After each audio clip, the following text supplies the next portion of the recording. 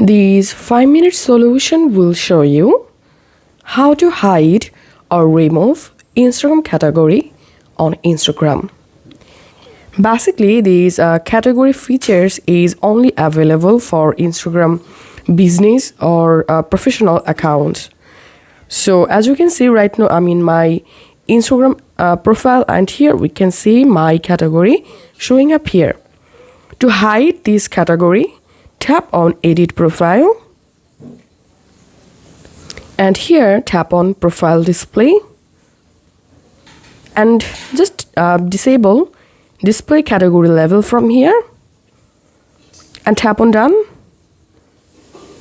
And I'm going to my profile again, and as you can see, the category has been removed from my profile. And the same way you can hide your category.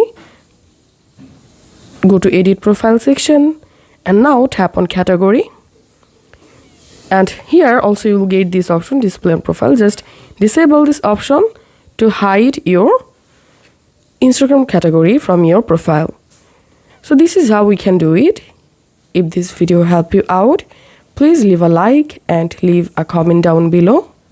Thank you for watching.